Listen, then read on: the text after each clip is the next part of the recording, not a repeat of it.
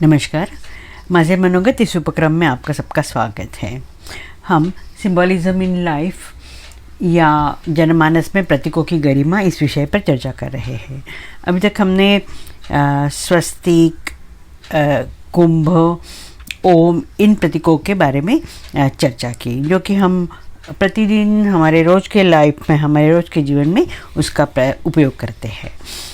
आज से हम हमारे जो देवता है उनके बारे में, उनका जो शारीरिक रचना है, उनकी आयुधि जो है, उनके वाहन जो है, ये सब कुछ तो सिंबॉलिज्म, कुछ सिंबल्स उनके हैं जो कि बहुत ही महत्वपूर्ण है।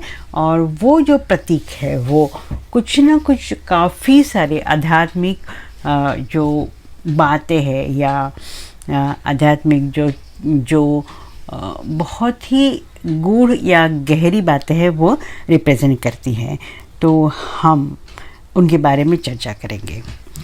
आज हम गणपति जो कि शिव पार्वती के पुत्र है, उनके बारे में, उनके प्रतीकों के बारे में चर्चा करेंगे।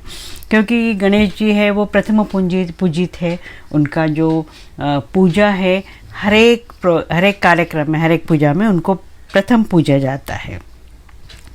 इसीलिए आज हम इस भाग का प्रारंभ भी गणेश जी के प्रतीकों के बारे में चर्चा करके शुरू करते हैं।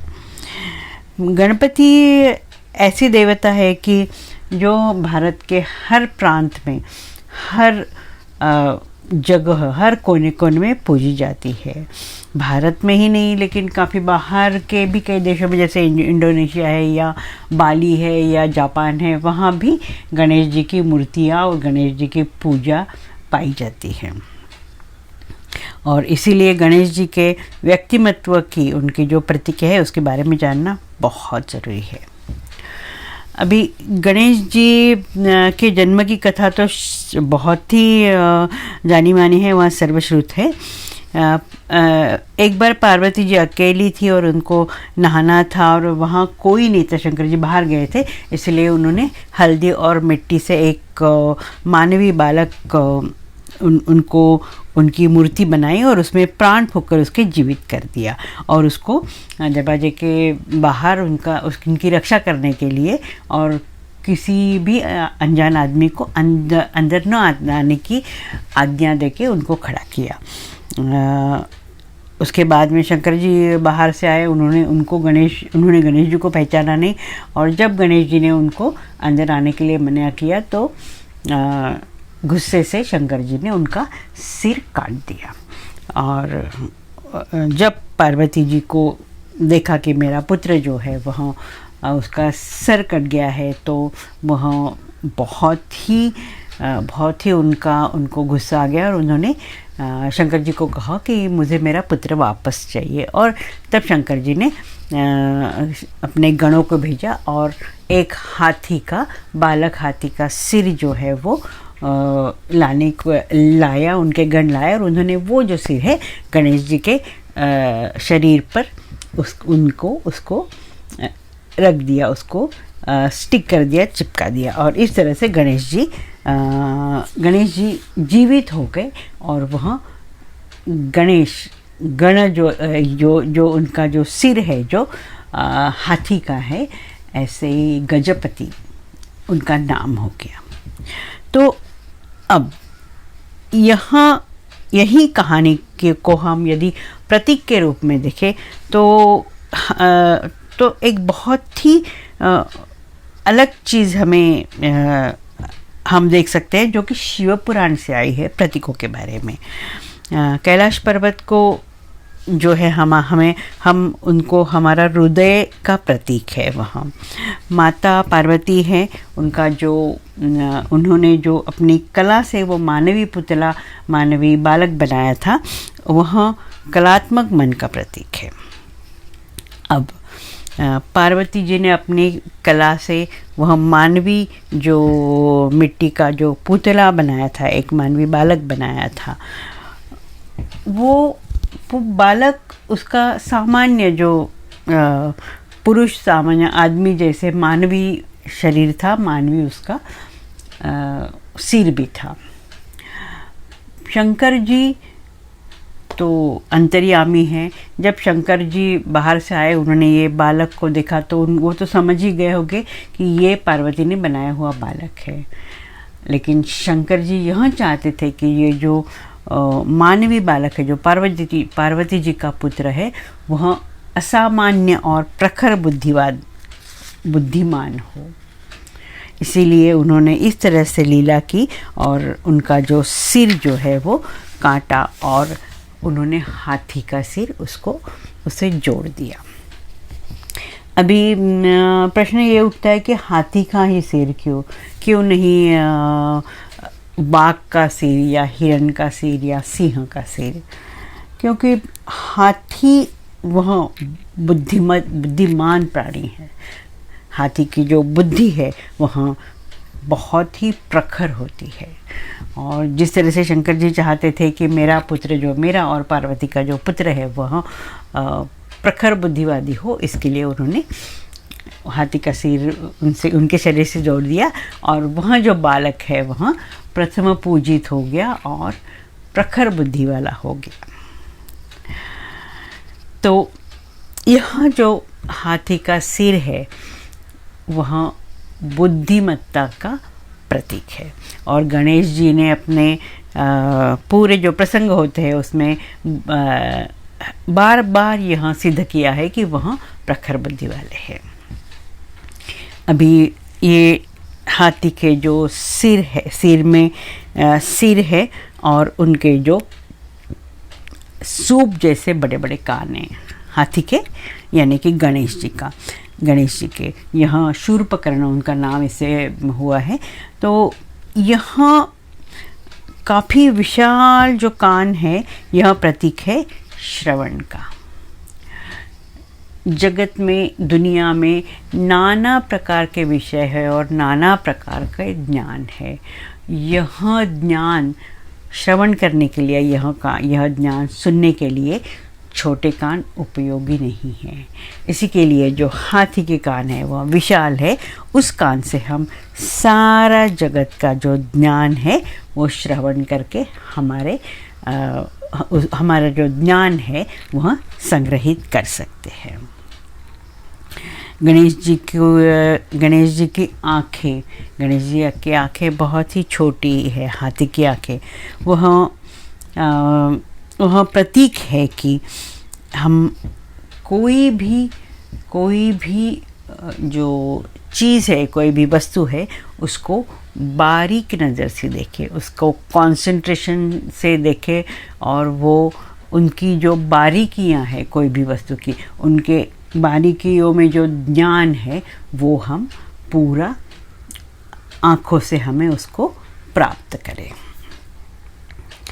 गणेश जी की सूंड है, वहाँ तो एक मानो यह चमत्कार है, वह विज्ञान और मशीनी चमत्कार है। क्योंकि यह सूंड जिस तरह से बनी है, जिस तरह से वह काम करती है, वह आश्चर्यजनक है। यह जो सूंड है वो हाथी की सूंड, गणेश जी की सूंड, वह अपने सूंड से हाथी छोटी सी बारीक जो सुई होती है वह भी वहाँ उठा सकता है, ढूंढ के उठा सकता है।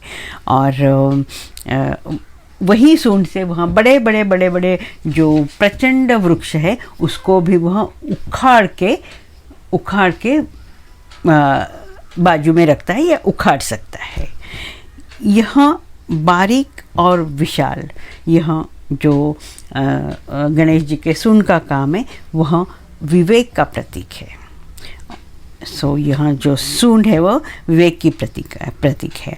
विवेक कोई भी छोटी चीज़ हो या बड़ी चीज़ हो, छोटा सा प्रश्न हो, बड़ा प्रश्न हो, छोटी समस्या हो, बड़ी समस्या हो, यहाँ हम गणेश जी की सूंड यह जो प्रतीक है विवेक का, वह विवेक करके हम वहाँ सभी समस्याएं हम लोग हम सॉल्व करें, यहाँ हम गणेश जी के सूंड से सीख सकते हैं। अभी गणेश जी के 2 दांत हैं, उससे एक दांत टूटा हुआ है। यह भी जो क्या कहेंगे, जो पेयर ऑफ अपोजिट है उसका प्रतीक है। हमारे जीवन में हमेशा सुख दुख आते हैं, अच्छा बुरा होता है, काला सफ़ेद, ज्ञान अज्ञान, छोटा बड़ा, इतनी सारी विरुद्ध चीज़ें हैं, विरुद्ध गुण हैं, विरुद्ध बातें हैं, वह हमारे सामने जीवन में हमेशा आती है। तो उसमें से सही चुनना, जो सच्चा है वह चुनना, और जो गलत है, वह जो मिथ्या है, उसको दूर करना, यह प्रतीक है जो गणेश जी के दांत है, एक टूटा हुआ और एक सीधा दांत। अभी उसके बाद गणेश जी का जो विशाल पेट है, लंबोदर, वह प्रतीक है गणेश जी के विशाल मन का। वह भक्तों की सब जो कहेंगे हम गलतियां हैं, भक्तों के जो अज्ञान है, उन्होंने जो गलत काम किए हैं, वह गणेश जी अपने पेट में समा के रखते हैं, उसको डाइजेस्ट करते हैं। वह बाहर के दुनिया को बताते नहीं हैं, वह अपने पास ही रखते हैं, और उनकी जो गलतियां हैं वह माफ़ करते हैं। तो यह माफ़ करना यह प्रतीक है गणेश जी का विशाल उदर। अभी गणेश जी के 4 हाथ हैं। गणेश जी के उन चारों हाथ में 4 आयुध होते हैं। एक हाथ में अंकुश होता है, एक हाथ में पाश होता है, तीसरे हाथ में उनके मोदक होते हैं, और उनका जो चौथा हाथ है वह आशीर्वाद के मुद्रा में होता है। अभी उनके एक हाथ में अंकुश है, वह गणेश जी के भक्तों की आसक्ति है, उसका प्रतीक है। जो स्वार्थी मन है, स्वार्थी बुद्धि है, वह उसका प्रतीक है। और यह अंकुश जो है, यह अंकुश से गणेश जी वह स्वार्थी बुद्धि, आसक्ति, स्वार्थी मन, उसको काट कर भक्तों को अनासक्त बनाते हैं। तो है जो अंकुश जो है वो बुरी चीज़ों को काटने का, दूर करने का प्रतीक है। पाश यानी वह पाश जिससे हम किसी चीज़ को बांध सकते हैं, डोरी है तो वह पाश से गणपति जो है भक्तों को जो अपने पास लेके आते हैं, अपने पास खींचते हैं।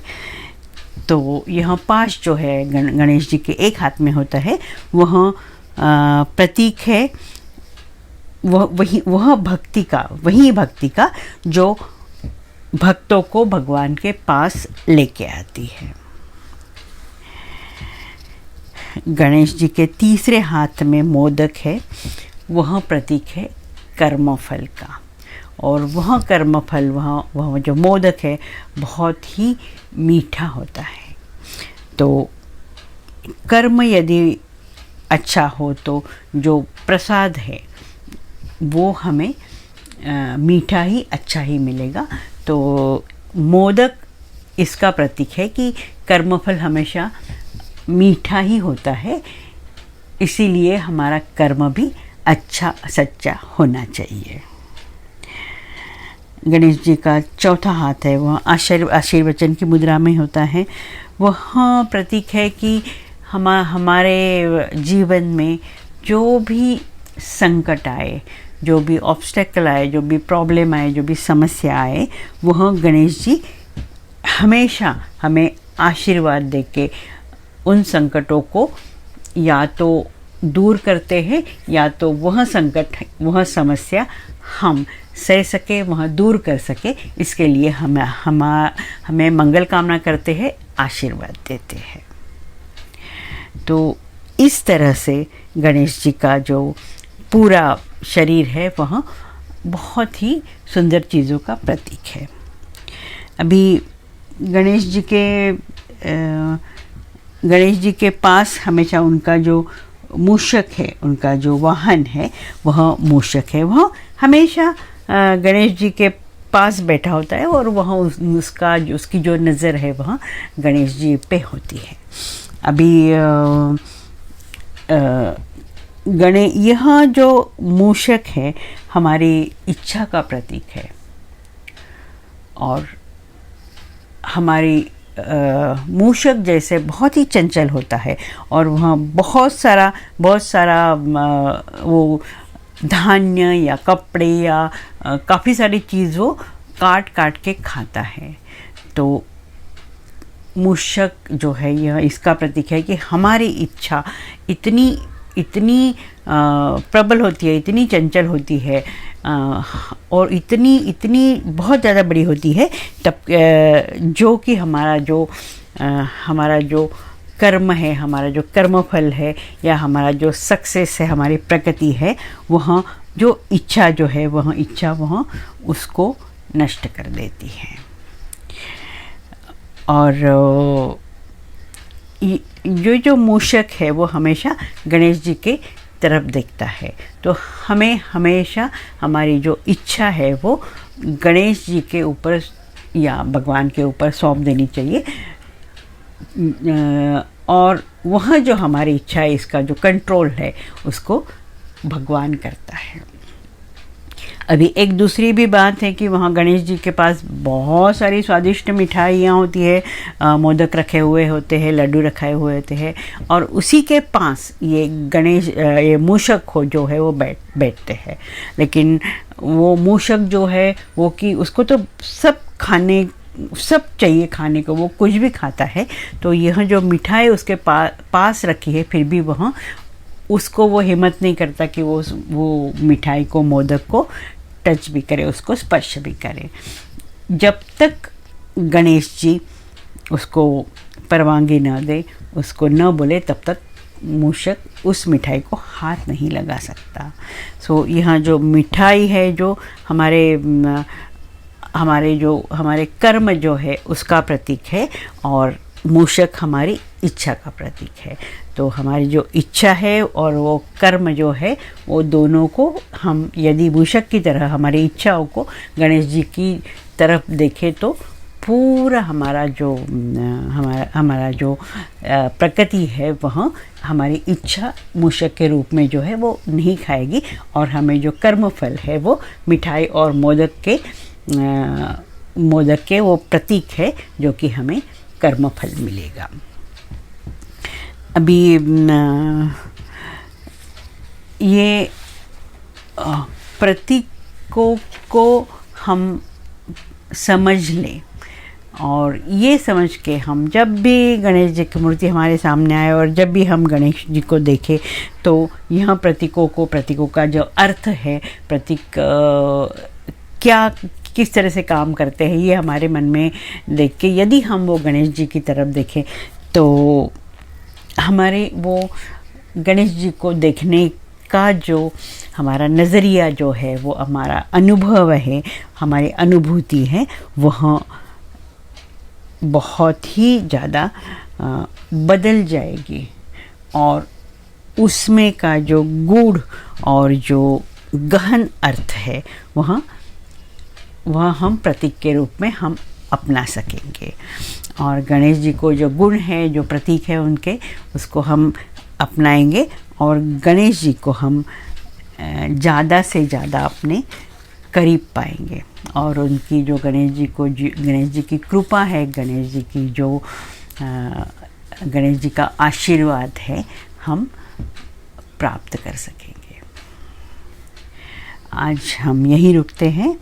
अगले क्लास में हम अगले प्रतीक के बारे में चर्चा करेंगे। नमस्कार।